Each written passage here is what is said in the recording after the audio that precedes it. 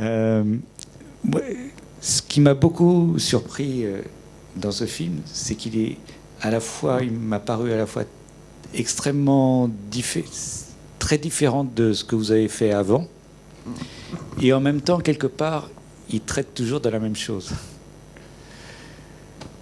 Parce que c'est le même mec qui a fait le film. En fait, c'est assez effrayant parfois de voir à quel point on fait toujours le même film aussi. Voilà. Et les gens qui passent leur vie à réécrire le même livre. Mais bon, moi, je préfère croire que c'est tout autre chose à chaque fois. C'est tout autre chose, c'est toute autre chose, mais en même temps, ça parle toujours de domination. Mais ce film est magnifique je trouve, dans le regard de toutes les lumineux de toute cette jeunesse, de toutes ces jeunes femmes, ces jeunes filles que vous filmez. Et on sent beaucoup d'amour dans toutes les rencontres que vous avez pu faire à Cuba, et beaucoup d'amour dans la manière dont vous avez ressenti, dont vous retransmettez ce que vous avez ressenti de Cuba.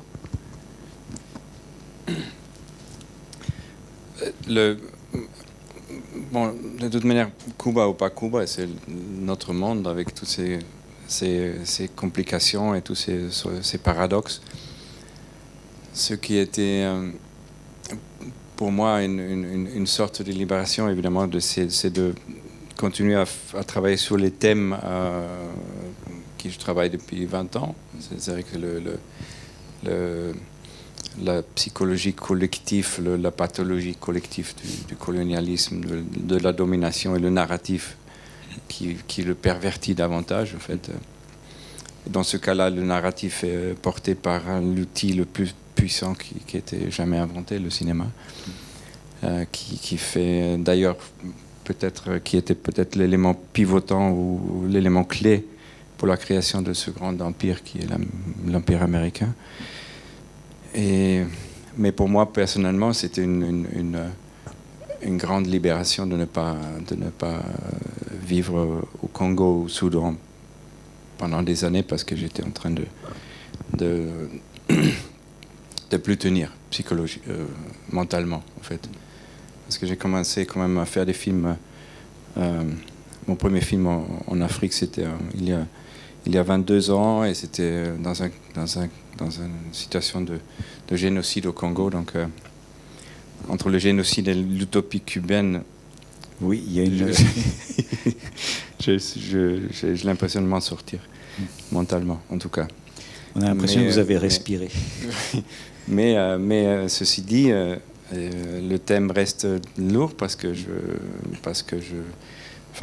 j'essaie de sonder quelque chose de très, très profondément banal et profondément destructeur. C'est notre...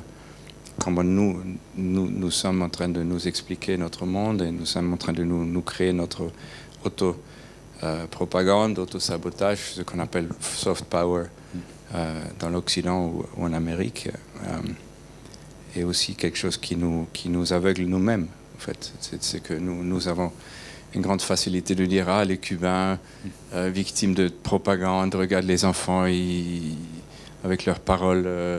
comme c'est la même chose que Allahu Akbar, en fait, c'est les paroles ou le catholicisme. Mais cette facilité qu'on a, nous, c'est parce qu'on oublie que nous-mêmes, nous sommes à l'intérieur de notre narratif. Tout à fait. Qu'on trouve le monde normal. C'est pas le monde normal que le bonheur, c'est avoir un jet privé. C'est complètement taré, d'ailleurs. Voilà. Et c'est complètement taré que le bonheur est associé à une piscine, même s'il fait froid la nuit à La Havane. Mais c'est associé au bonheur, même par Léonélie, parce qu'elle voit les piscines sur Facebook avec George Clooney qui saute dans la piscine. Voilà, donc c'est ça c'est George Clooney le problème. Voilà.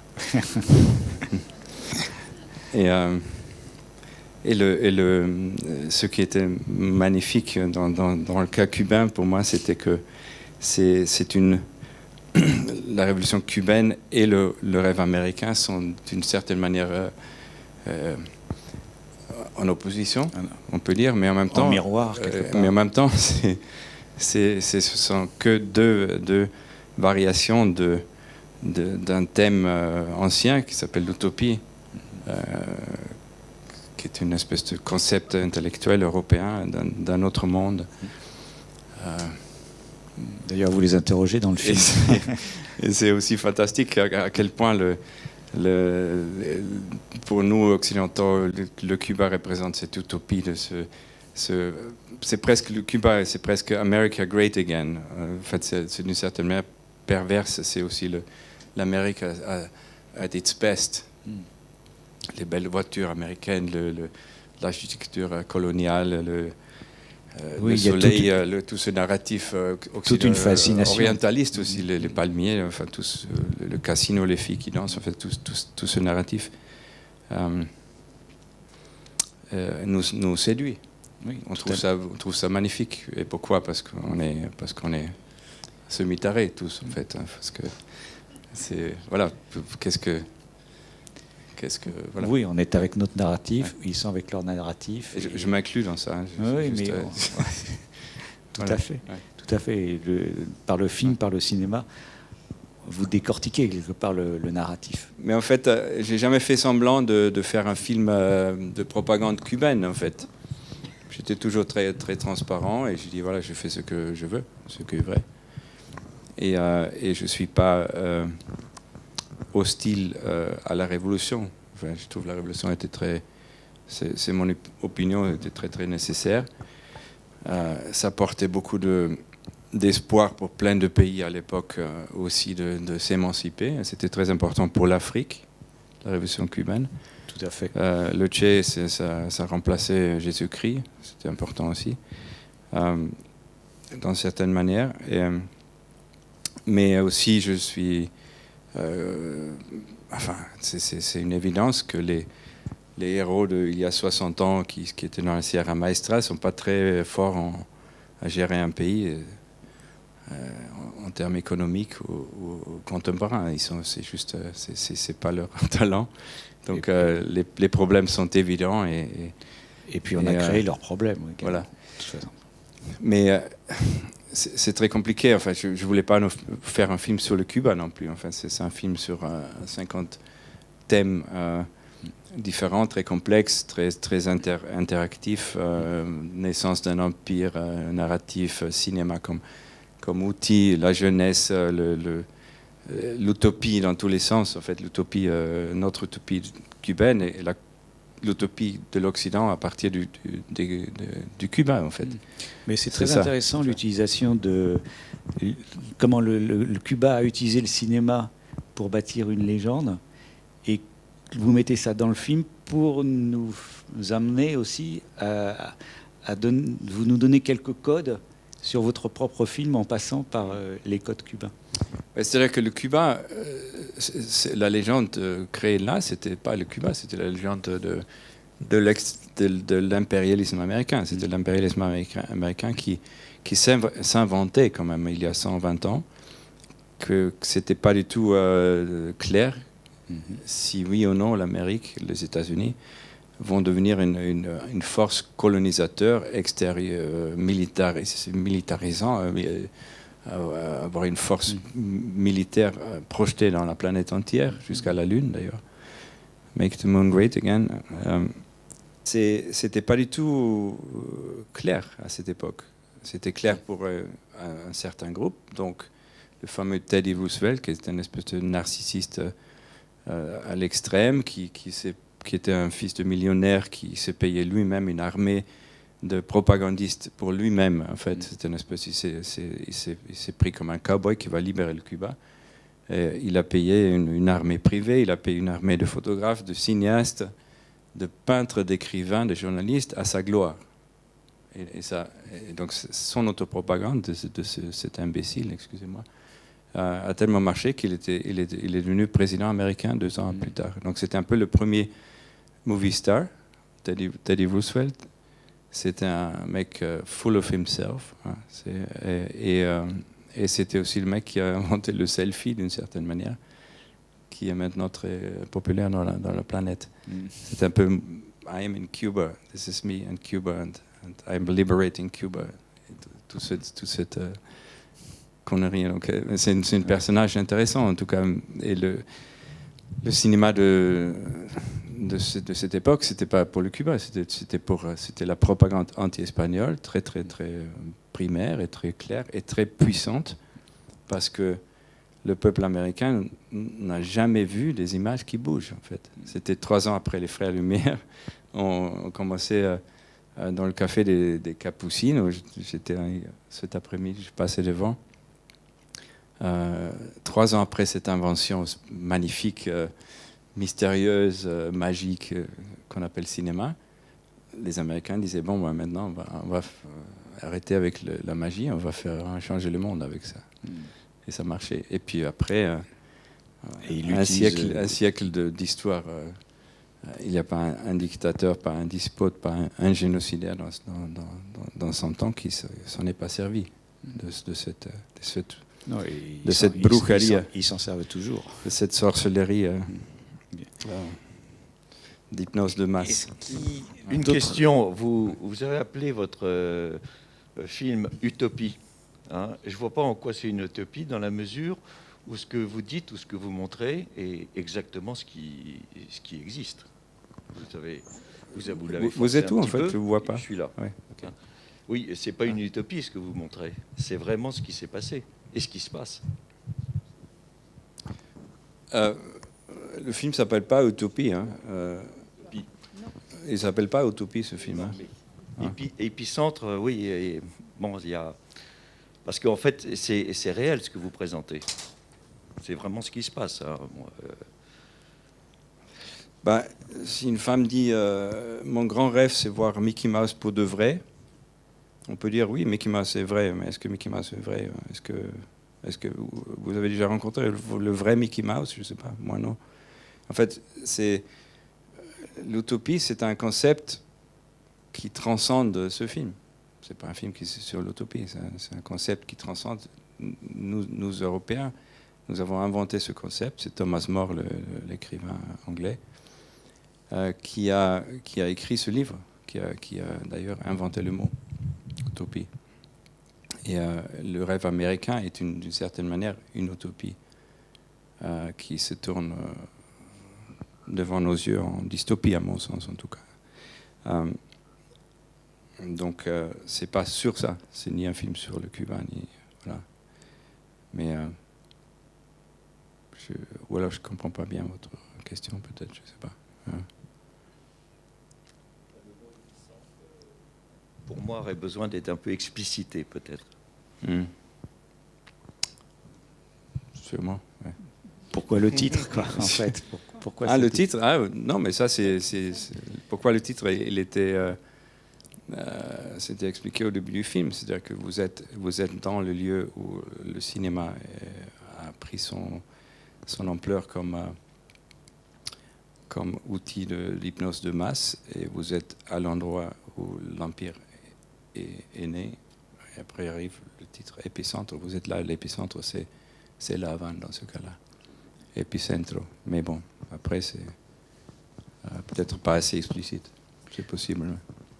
Ou un point de vue.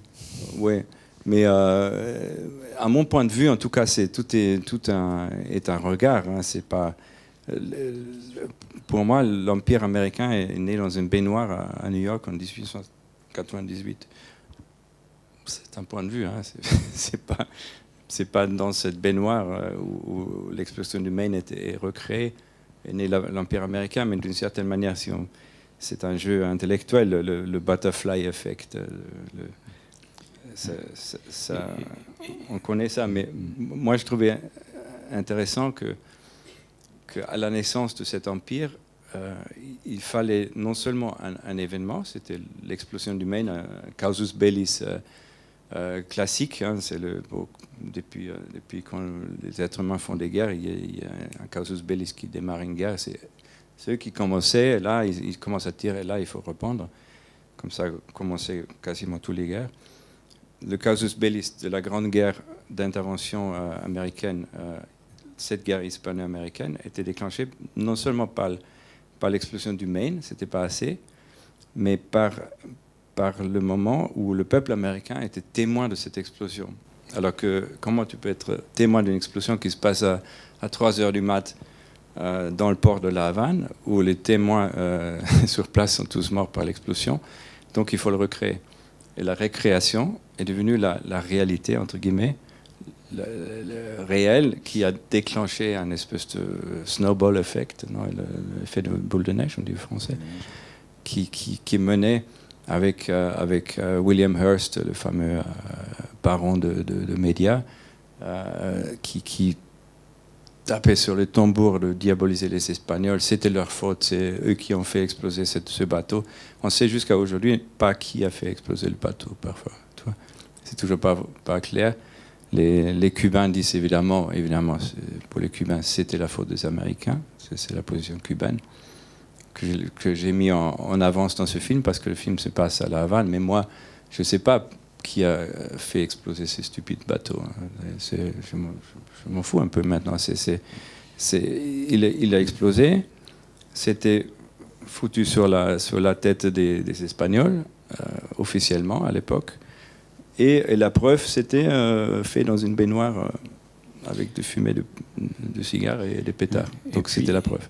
Et puis le rôle du cinéaste n'est pas forcément de dire la vérité absolue. Le rôle du cinéaste, c'est d'avoir aucun cinéaste peut dire la vérité absolue, parce que le cinéma... C'est une vision. Le cinéaste, il est là pour apporter c'est un bricolage, ça, enfin, un rapport au réel, un rapport à son ressenti, et apporter au spectateur une vision qui lui appartient. Il n'est pas là non plus pour pour prétendre apporter quelque chose d'absolu. C'est que 3 ans de vécu, 3 ans de ma vie à La Havane, synthétisé en 2 heures avec une espèce de jeu de lumière qui clignote, c'est évidemment une chose extrêmement synthétique, extrêmement, comment dire, interprétée, extrêmement... et au fond, qui fait le film, c'est vous, 100 personnes dans cette salle, vous avez fait ce film à la fin, parce que il est écrit... fameusement 4 fois un film, il est écrit sur papier, après avec la caméra, après sur le montage, et la 4e fois oui, parce que si on demandait à chacun dans la tête du public, donc et seulement là ça devient un film, et avec votre montagne d'associations, de vécu, de comparaison, et tout ça, ça devient un film. Et chaque fois, chacun voit son film de toute manière. Chacun voit son film. Si on demandait à chacun comment il a ressenti le film, ce serait à chaque fois quelque chose de différent. Parce que chacun le voit avec ses propres perceptions. Peut-être une autre question. La présence de Oona Chaplin me pose beaucoup de questions. Comment elle est intervenue dans votre tournage? Est-ce que vous la connaissiez avant? Cet apport, tout cet imaginaire autour de Charlie Chaplin qui intervient dans votre film et qui donne d'ailleurs une poésie extraordinaire. Est-ce que vous pouvez nous dire vos petits secrets avec Oona Chaplin? Comment ça s'est passé? C'était pas ma chérie déjà, si ça... c'était... je pense que au départ de ce type de film, contrairement à ce qu'on voit, c'est extrêmement conceptuel en fait. C'est pas je vais à La Havane et je filme ce que je vois. C'est quand même un grand travail de recherche, de conceptualisation, de réflexion sur comment engager un récit qui est si compliqué d'ailleurs, parce que pour moi, c'est très souvent, je me vois comme totalement inondé par mes propres idées. Je dis, mais qu'est-ce que je me suis fait, où est-ce que je me suis mis encore dedans, quoi, d'écrire la naissance de l'Empire, de l'état de notre monde, ça devient une folie parfois. Mais donc j'écris et une fois sur place, donc je me mets j'ai commencé à me faire mon lieu, mon épicentre à La Havane, c'est le petit toit avec l'hamac, c'était chez moi. J'ai bricolé, j'ai colonisé un toit qui était vide et je me suis fait mon chez-moi. Et à partir de maintenant, j'ai créé mon réseau dans mon quartier. Mes amis, les enfants du quartier, leurs parents, évidemment, etc. etc.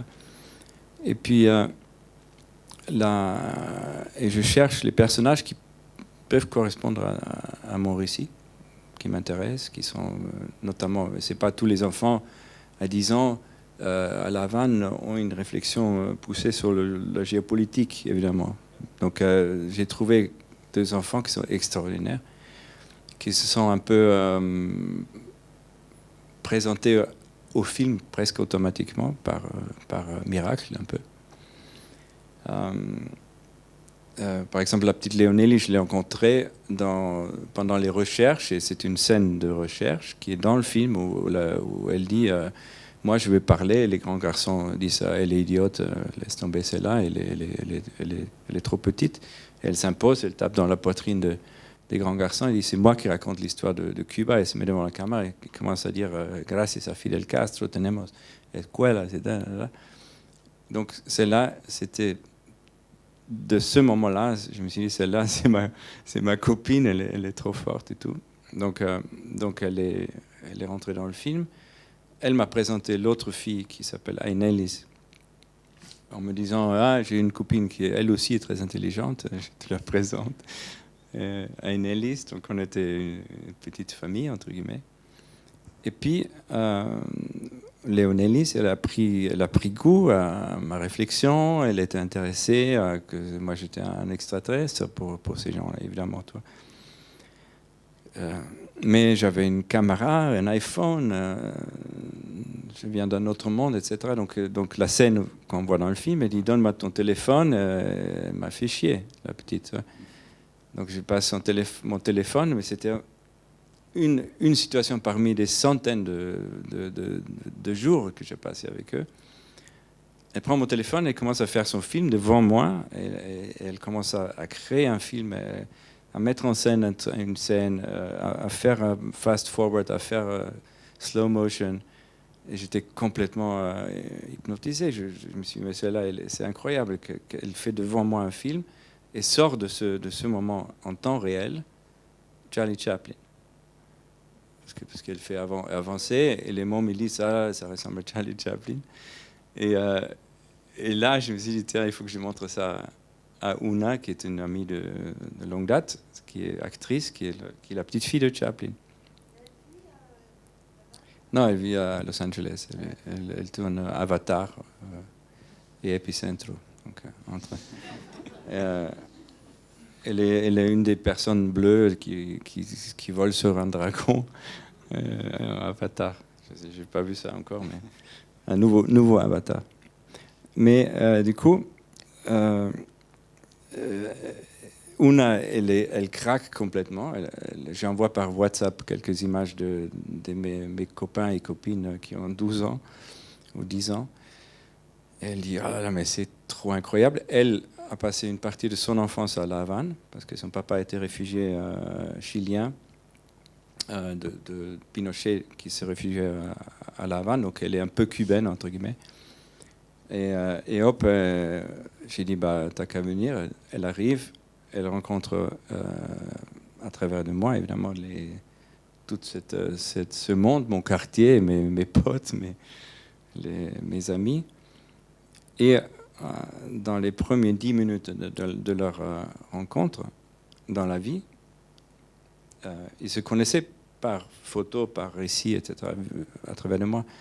Et les premières 10 minutes, ils disent, on va improviser une scène, qu'est-ce qu'on fait, une bagarre, paf, ils se tapent dans la figure, et moi je suis là comme un correspondant de guerre à filmer cette scène qui se fait, qui est un miracle de plus, tu vois.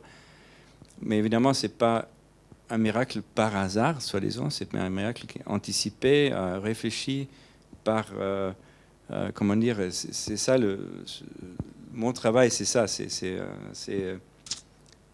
j'étais sûr que quelque chose va se passer quand ils se rencontrent, ces personnes. Mais ils ne se sont pas rencontrés par hasard dans la rue. C'est parce que Una c'était une amie, parce que Leonelli c'était mon ami.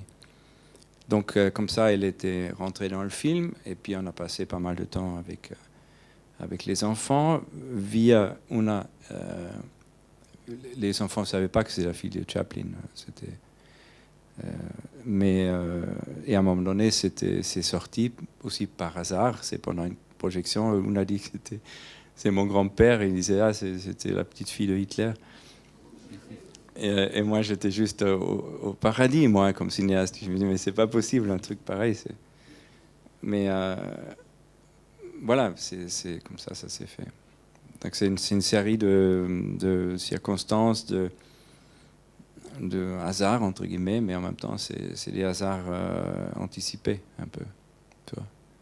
Donc j'étais sûr, quand Una et Leonelli vont se rencontrer, ça va pas être small talk avec cup of coffee, tu vois. J'étais sûr que quelque chose va se passer. Et maintenant, quelque chose s'est passé, et maintenant vous êtes témoin de ce moment magique. Et puis c'est ça qui est la chose aussi magnifique du cinéma. C'est ça, de partager ça, d'être là à 100 personnes, de leur partager. Maintenant, cette fille fait partie de votre vie. Là, c'est peut-être le moment où je vous raconte une mini-histoire, que c'est juste la scène où les filles dansent avec Una sur le toit. C'était le jour de mon départ. C'était le jour j'attendais mon avion le soir, et c'était le moment où on disait, on va tous faire une petite fête. Et c'était un moment juste de pure beauté. On était tous en larmes, et ça dansait, ça tout. On était juste au paradis directement. Et je suis parti, qui est toujours très très dur, parce que je pars dans un autre monde. Je suis parti, c'était l'hiver en Europe. J'ai commencé à monter dans ma petite ferme en Bourgogne. Et un super ami et sa chérie, qui sont avec nous dans la salle, disent, on part à La Havane. J'ai dit, il faut que tu amènes des choses pour mes amis, les enfants et tout ça. Et puis ils sont partis avec 200 kilos de choses, de trucs pour mes amis. Ils se sont rencontrés, Jean-Pierre et Elena, ils sont là. Je voulais vous les présenter parce qu'ils étaient sur cette terrasse juste après le tournage, et ils m'ont appelé pour la première fois avec WhatsApp. C'était Internet pour la première fois que ça marchait, et j'étais en Europe et j'ai complètement craqué. C'était un moment de... Et donc j'étais comment dire, j'étais virtuellement sur ma terrasse avec à travers Léna et Jean-Pierre qui sont là. Et Jean-Pierre, c'est un grand astrophysiciste qui a demain une conférence avec Hubert Reeves d'ailleurs. Tu veux pas juste te lever une seconde, Jean-Pierre? Ils sont là, Jean-Pierre. Donc du coup, mes copines et copains à La Havane sont devenus copains avec eux, et on est une famille en train de s'agrandir. Voilà. Et maintenant, pour vous dire tout, je suis tous les jours quasi en contact avec ces amis là-bas, et ils sont, si ça vous intéresse ou pas, ils sont dans une totale merde maintenant avec la pandémie, parce que la grande liberté des Cubains, c'était de vivre dehors, de bouger, d'être dans la rue, et de couper ça, c'est juste un coup de grâce pour plein de gens là-bas. C'est vraiment la folie, parce que ils n'ont pas de divan avec Netflix, tu vois. Ils sont juste là dans leur petit appart confiné. C'est juste terrifiant. Et il y a plein de gens qui sont dans une situation comme dans un pays africain où il n'y a juste plus rien à manger, quoi. Ça, c'est juste à part. Mais c'est juste... espérons que c'est une parenthèse dans l'histoire. Et accentué par l'embargo américain, qui est tous les jours plus fort par ce fou avec les cheveux orange là, dans la Maison Blanche. Oui, toujours c'est accentué. Voilà. Une autre. Oui. Non, ça c'est juste. Mais je ne vais pas faire une tombola. Je ne fais pas l'ONG maintenant. C'est juste pour vous raconter ça. Oui, juste, Une autre question. Oui, ici, justement, vous nous rendez des personnages magnifiques avec presque de l'optimisme et du paradis sur un fond d'une misère extrême. Là, en 2 heures, on voit peut-être que le beau côté, mais dans le tournage et au quotidien, en fait, il doit y avoir un contraste très fort entre le discours qui est restitué et puis ce qui est vécu au quotidien. Comment ça se gère, ça, sur le tournage d'un film? Le contraste entre l'extrême pauvreté, quelque part des idées parfois très positives, ou en tout cas une grande beauté dans les discours. Bon, j'ai 2 réponses pour ça. D'abord, misère extrême, c'est pas le mot. Misère extrême, c'est à Brazzaville. Hein, ça n'a rien à voir, en fait. Il y a la pauvreté à La Havane qui est maintenant, comme je vous ai dit, maintenant avec la pandémie, devient un peu extrême. Ces gens-là, ils ont une maison. Ils ont un frigo à la maison, ils ont une télé à la maison, mais ils n'ont pas de marge de consommer, ils n'ont pas de marge de voyager, etc., comme en Occident. Mais la misère extrême aussi, c'est une formule très élastique, parce que la misère extrême, c'est dans une petite ville dans Lyon où des gens à partir de 75 ans, ils sont dans une misère extrême très souvent, d'une autre nature. Mais le Cuba, c'est pas un pays de misère extrême. Et une dernière réponse à cette question, qui est une bonne question, c'est que c'est aussi très proche, souvent, l'enfer et la lumière.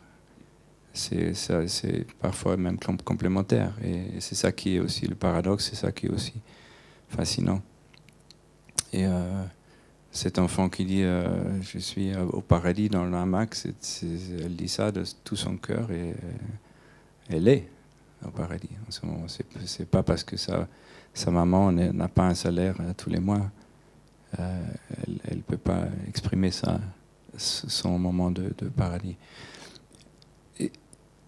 Et qui était aussi peut-être une dernière chose qui est important pour moi dans ce contexte, c'est que le paradis imaginé, c'est un concept encore de notre civilisation, est toujours décrit comme le lieu idéal, comme l'utopie aussi, le jardin, la paix, etc. Mais c'est peut-être, si ça existe, c'est pas un lieu, c'est un moment peut-être. C'est un moment, et pareil l'enfer, c'est peut-être un moment aussi. C'est pas un endroit où ça crame. C'est un état, et on passe continuellement d'un état à un autre. Et it's a time, instant. not space. Et effectivement. Mais avant, après. Oui, la conception du paradis pour une personne, ou le ressenti du paradis pour une personne, vécu par une autre, ne sera pas forcément du tout la même perception. Donc c'est vraiment personnel. Ouais. Une autre question. Oui.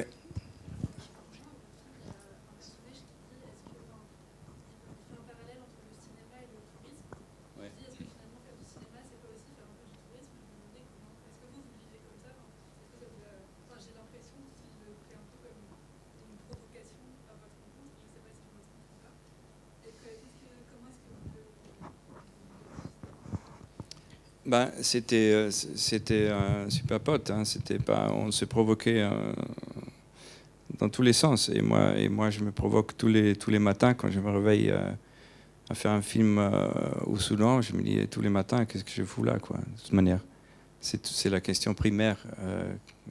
Est-ce que c'est légitime? Qu'est-ce que j'ai à foutre? Et très souvent, je n'ai pas de réponse et je ne peux pas prétendre d'avoir une réponse. Je suis dans ce contexte à La Havane pendant 3 ans, tous les jours, dans une position que je peux m'acheter une bière froide sans problème dans un café de touristes, que j'ai fait d'ailleurs aussi. Et je ne peux pas ne pas être touriste dans un contexte pareil aussi. Mais c'est ça la question où je ne peux pas, moi, livrer une réponse. C'est aussi que je pose une critique de ce qui était le cinéma qui a aidé à l'empire le plus militarisé de la planète à naître.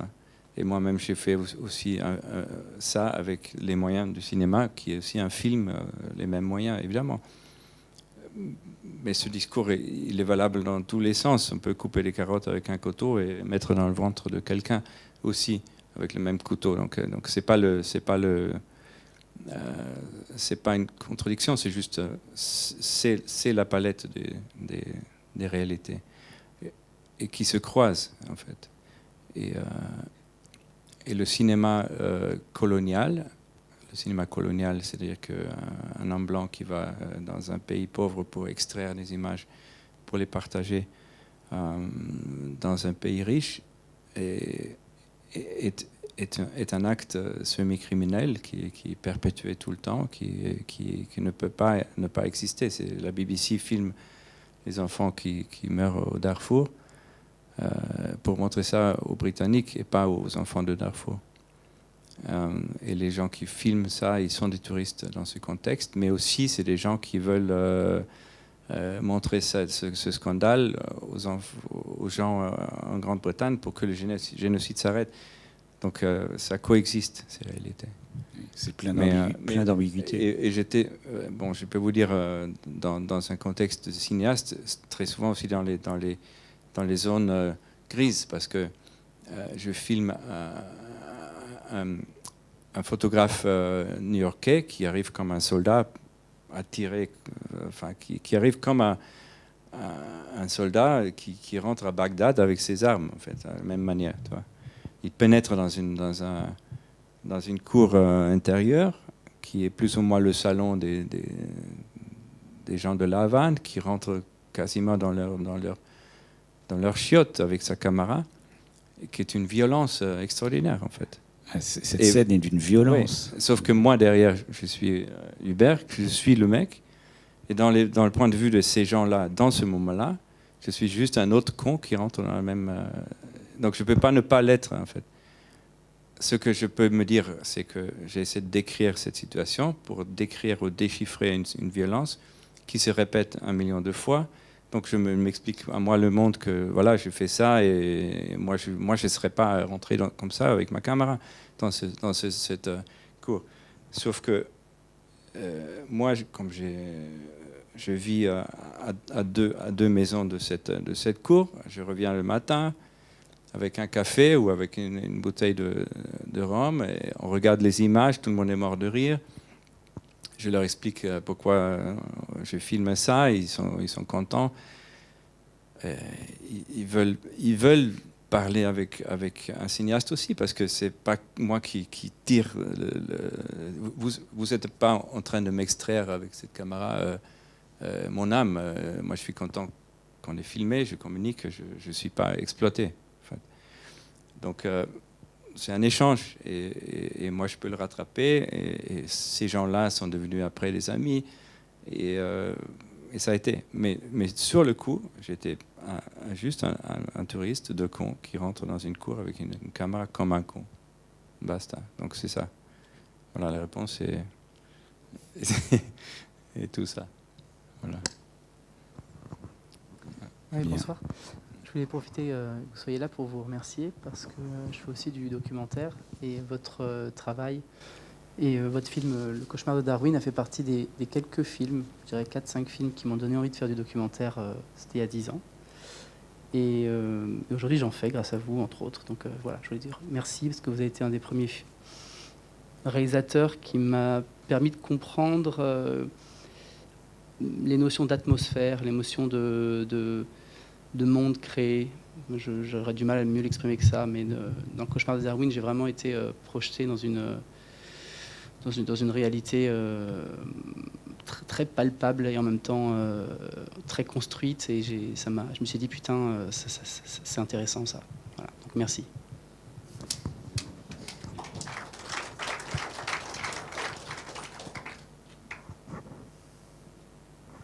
Merci. Je peux poser une question comme ça, c'est peut-être continue. Est-ce que je te pose une question? Est-ce que c'est? Je suis désolé aussi, hein, peut-être tu as une vie avec peu de revenus. Je suis désolé. Hein. Je suis désolé. mais bon, je le dis avec le sourire quand même. Et si tu es dans le coin, je t'invite à venir voir mon film demain, puisque ce sera le film de demain soir. Ah, ici? Oui. Ah, génial. C'est en même temps avec la conférence de Jean-Pierre, j'espère pas, mais si c'est avant ou après, je viens avec grand plaisir. Alors, c'est juste pas ici, ce sera à l'espace Carpo à 17h30. Ah, cool. Et toi, c'est quand? Plus tard. Jean-Pierre, il parle de comment on projette des capsules sur une comète. Ça, c'est une étape, c'est un autre niveau. On peut peut-être donner le titre du film pour demain. C'est pas censé être un espace publicitaire pour le film de demain, mais non, c'est pas. Une fois que tu sais. C'est festival, donc. Une fois que tu sais. Voilà. Une fois que tu sais, à l'espace Carpo. Super. Un superbe film. Je viendrai. Et voilà, qu'est-ce que... Une autre question ou...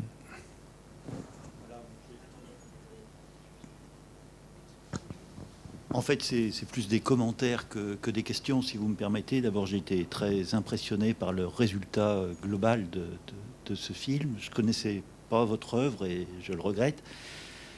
On comprend bien tout ce que vous transmettez dans ces conflits, ces problèmes d'impérialisme, de colonialisme, de violence cachée, et puis de joie de vivre des gens qu'on rencontre au milieu de tout ça.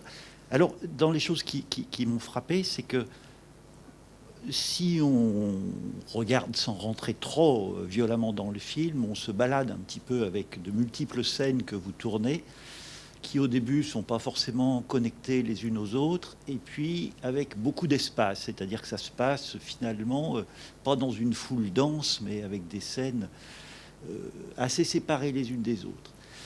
Et puis plus on avance dans le film, plus on a l'impression d'une densité, de choses qui se recoupent les unes les autres et qui deviennent pesantes parce qu'il y a des messages derrière.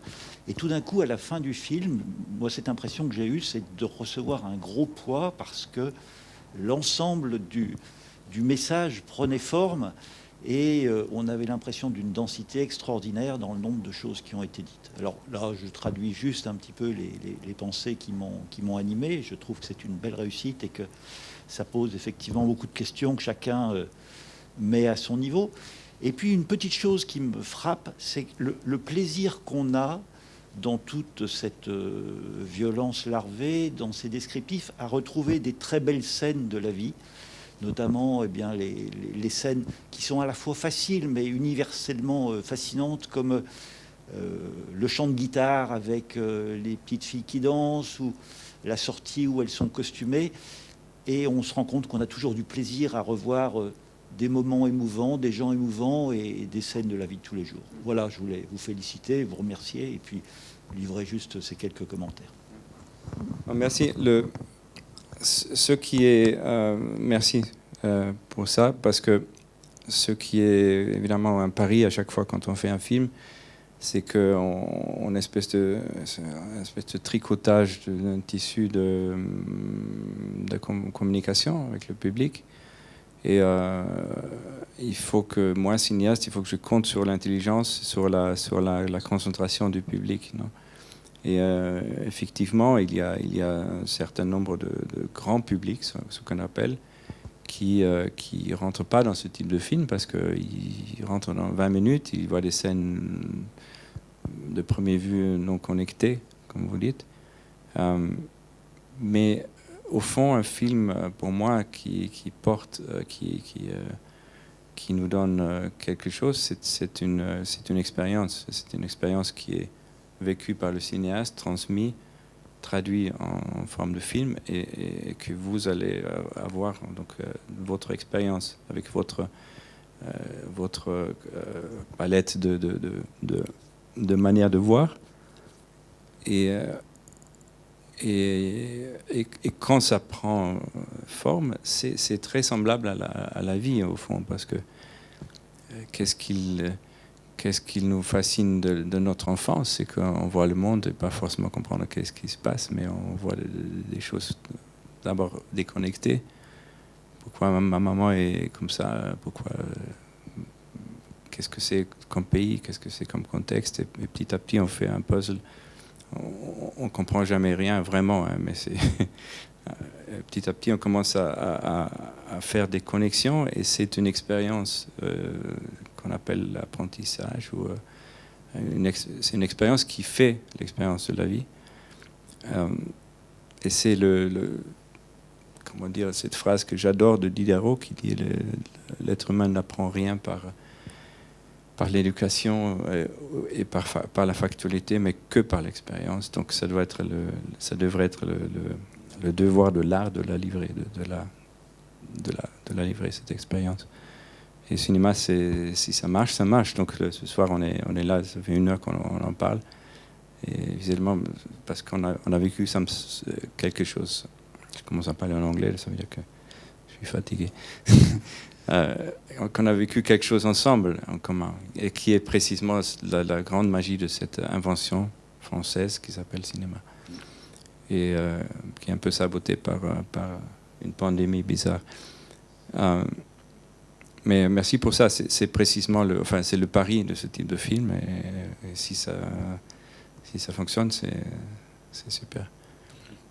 Mais aussi, peut-être une dernière pensée, c'est que quand on pense à des relations qu'on a dans la vie, des personnes qui nous accompagnent et tout ça, quand tu réfléchis comment j'ai rencontré cette personne de la première fois dans la vie, très souvent c'est le premier moment, les premières 2 minutes qui ont déterminé toute la relation, en fait, qui ont conditionné qui ont oui, c'est une espèce de contrat. Tu rencontres quelqu'un et dans ce contrat, tout est inscrit. Il y a des gens qui se voient, je sais pas, qui se rencontrent à moitié ou avec un déséquilibre de pouvoir un peu déphasé. Ils passent une vie mariée pendant 60 ans à défaire ce malaise qui s'est passé en 2 minutes au début. Et je pense que pour une œuvre, c'est un petit peu, c'est un peu extrême comme théorie, mais dans une œuvre, c'est pareil. On rencontre un film et en quelques minutes, on est avec ou pas. Et c'est très énigmatique. Je ne peux pas dire pourquoi, et pourquoi pas aussi parfois. Mais quand on dit, OK, je suis là, je le suis, je suis concentré, même si je ne comprends pas encore qu'est-ce qui va se passer, où il veut aller, ce cinéaste. Mais quand on est avec le film, ça se passe. Ou pas. Voilà. Ou pas. La magie du cinéma. Mais en tout cas, la magie, tout bête et tout simple, c'est que rien que le fait qu'il y a la vie non réelle projetée comme des esprits avec des lumières, qui devient la vie réelle, parce que nous on perçoit ça comme la vie réelle, parce qu'on nous voit nous-mêmes à l'écran. C'est en soi quelque chose c'est une brujeria, non? C'est une sorcellerie, hein, d'une certaine manière, et avec laquelle on peut justement démarrer des guerres et des empires. Et il y a aussi la rencontre avec l'inconscient collectif d'un moment. Oui, c'est ça. Donc, et on sait que c'est juste, nous cinéastes, on est apprentis sorciers totalement aussi. On essaye des trucs. Je sais pas. Très souvent, je n'ai pas même de réponse. Ils me disent les gens, mais pourquoi tu mets Mozart? C'est parce que je suis né à côté de Salzbourg. C'est mon voisin. Je sais pas. J'ai souvent pas de réponse. Mais j'ai mis cette musique avec ces vagues-là et c'est juste ça a pris un feu. Je ne peux pas dire pourquoi et pourquoi pas. Mais un film a beaucoup plus de pouvoir qu'un cinéaste peut anticiper. Ça prend sa vie. C'est un énigme. Merci. Merci beaucoup.